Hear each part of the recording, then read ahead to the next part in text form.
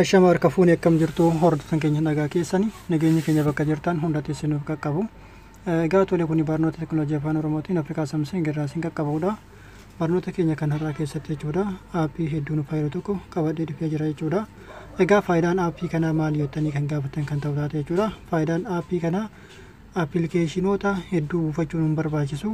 Aappii sayyoo buufanne appilikeeshinoota pileestoor irraa buufne yeroo baay'ee nu fayyadan jechuudha. Fakkeenyaaf feesbuuka, tiwiitara, instagiraama akkasumas teelegiraamaa fi kanneen kana fakkaatan jechuudha. Hanga aappii 200 ta'an jechuudha ofirratti qabatee jira jechuudha.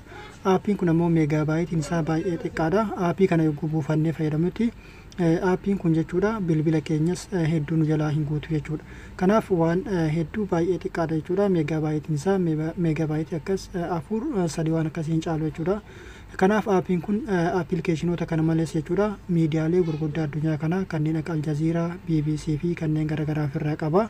Akkasumas jechuudha toora barreeffama garaagaraatiinis fakkeenyaaf hordofuu yoo barbaadan miidiyaalee kanneen hordofuu ni dandeessu jechuudha. Egaa hordofan keenya jechuudha aappiin kun hedduu baay'ee waan namatti toludha. Appilikeeshinoota garaagaraa hedduu achirraa arganna. Akkasumas jechuudha meegaabaaytiin isaas baay'ee xiqqaadha jechuudha. Kanaaf waan faayidaan isaa jechuudha hedduu gaariidha ta'ee jiruuf jechuudha qabadhee dhufee jira. Hamma xumura sagantaa kanaatti daawwachuudhaan na faana tura aappii kana buufadhaa irraa fayyadamaa isin jedha. Egaa hordofan keenya jechuudha iddoon appilikeeshina kan argattan ammoo jechuudha diskiriipshinii viidiyoo kanaa jala isiniif kaa'a. Diskiriipshinii viidiyoo kanaa jala ilaaltanii buufachuu dandeessu. Kanneen gama teelegiraama keenyaatiinis jechuudha buufachuu barbaadan dhaqxanii teelegiraama keenyarraayis buufachuu ni dandeessu jechuudha. Akkasumas jechuudha warroonni pileestoor irraa buufachuu barbaadan jechuudha maqaan aappii kanaa Smart Kit jedhama. Aappii kana pileestoor irraayis sarchi gootanii buufachuu ni dandeessu hin jenna. Tole egaa hordoftoota keenya jechuudha gama barnootaatti isin dabarsuun irratti warroonni gama chaanaal Afrikaa Samsung haaraa dhuftan barnoonni keenya yoo isinitti tole chaanaal Afrikaa Samsung sabskiraayib godhuun akkasumas hiriyoottan keessan laayik sheer gochuudhaan akka biraan nuuf geettan kabajaadhaan isin beeksifna.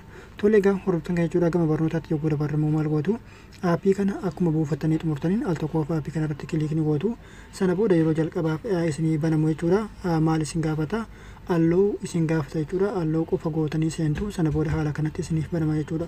Akkuma isin agartan jechuudha nootii iddoo yookiin ammoo wantoota garaagaraa irratti barreeffatanii ol kaawwatan qaba. Akkasumas afaan garaagaraatti hiika afaan garaagaraatiin namaaf qofa jechuudha dikshinari jechuudha. Kanaaf wantoota garaagaraa kanneen ofirraa qabu kanneenis haala kanatti fayyadamuu ni dandeessu jechuudha. Fakkeenyaaf faayila ofirraa qaba, baatirii ofirraa qaba, akkasumas daawwitii yookiin immoo mastawaatii ofirraa qaba. Koodii iskeenaa qaba jechuudha. Fakkeenyaaf koodii iskeenaa jechuun meeshaalee garaagaraa yogguu bitachuu barbaadan jechuudha.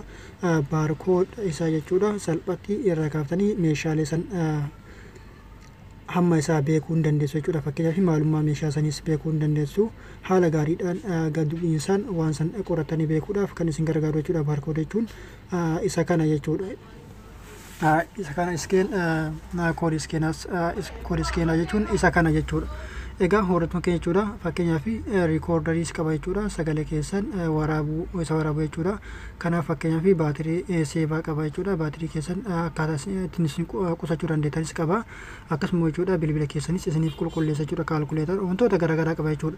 Kana caala aappii garaagaraa argachuudhaaf maal gootu jechuudha asirratti kiliikni gootu. Sana booda jechuudha ol sooshaal adduunatti kiliikni gootu. Sana booda jechuudha feesbuuka, tiwiitara, googil pilaas, liinkii fakkeenyaaf wantoota garaagaraa instagiraam, teelegiraamaa fi tiwiitara wantoota garaagaraa meeseenjara wantoota garaagaraa yuutuub, waatsaappii maali kana qaba jechuudha. Kanaaf jechuudha aappii kana haala kanatti ni fayyadamtu jechuudha buufatanii sooshaala kanneen fayyadamuu ni dandeessu jechuudha. Inni biraa jechuudha miidiyaalee garaagaraa fakkeenyaaf miidiyaalee garaagaraa jechuudha al tokkoof sooshaala sanaan irraa duubatti ni deebitu. Sana booda asirratti kiliikni gootu. Sana booda maal gootu fakkeenyaaf all world news iddoo kanatti al tokkoof ni cuqaabtu. Sana booda jechuudha fakkeenyaaf ABC news, BBC news, CNN news, CBC news fakkeenyaaf kanneen garaagaraa kanneen maqaa hin yaamin fakkeenyaaf kanneen akka Aljaziiraa wantoota garaagaraatu jira jechuudha. Kanaaf jechuudha fayyadamuu ni dandeessu jechuudha. Egaa hordoftoota keenya jechuudha fakkeenyaaf Aljaziiraa irratti al tokkoof yoo kilee gootan ilaaltan haala kanatti Aljaziiraan isiniif banama jechuudha. Teessoon Aljaziiraa yookaan immoo niwusiin isaanii guutuun haala kanatti isiniif banamuuf obsaan haa eegnu.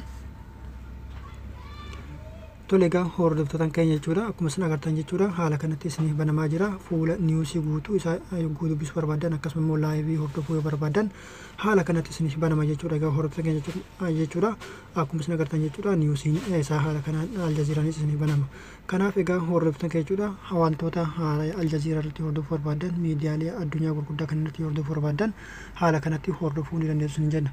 Tole egaa hordoftoota keenya jechuudha barnoonni keenya akka isinitti tole shakkii takka illee hin qabnu jechuudha. Barnoota biraatiin hamma deebinee wal geenyutti nagaatti nuuf tura.